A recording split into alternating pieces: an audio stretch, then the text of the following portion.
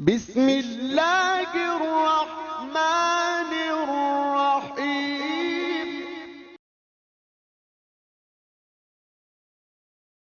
ایک کاتب کا واقعہ لکھا ہے کہ وہ مسلمان ہوا تو اس سے پوچھا لوگوں نے بھئی آپ کس چیز کو دیکھ کر مسلمان ہوئے؟ تو اس نے کہا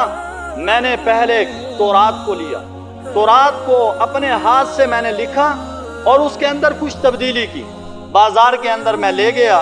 تو یہودیوں نے ہاتھوں ہاتھ مجھ سے خرید لیا اور انہوں نے اس کی جانچ پڑتال نہ کی کہ صحیح ہے یا غلط ہے، اور کہتا پھر میں نے ایک انجیل کا نسخہ اپنے ہاتھ سے لکھا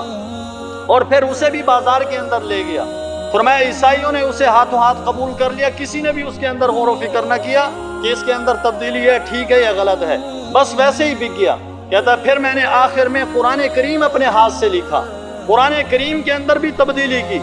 کچھ آیتوں کو آگے والی آیتوں کو پیچھے کر کے پھر میں بازار کے اندر لے گیا، اور جب میں نے بازار کے اندر جا کر قرآن کریم بیچنا شروع کیا تو جو آتا وہ اسے کھول کے دیکھتا، چھوٹا سا بچہ، فرمایا حافظ قرآن آتا وہ قرآن کریم کو کھول کر دیکھتا، کہتا نہیں یہ قرآن وہ نہیں ہے جو ہمارا قرآن ہے۔ فرمایا اس نے قرآن کریم نہیں خریدا، ایک چھوٹا سا بچہ اس نے کہا یہ وہ قرآن نہیں ہے جو محمد عربی صلی اللہ علیہ وسلم پہ اترا ہے، ہم قرآن نہیں خریدتے، قرآن کریم کو چھوڑ کر چلا گیا۔ کہتا ہے میں اس چیز کو دیکھ کر مسلمان ہوا کہ واقعتاً قرآن کریم سچی کتاب ہے، لا ریب بے عیب کتاب ہے، اور وہی کتاب ہے جو کہ محمد عربی صلی اللہ علیہ وسلم کے قلب اطہر پہ اتری تھی۔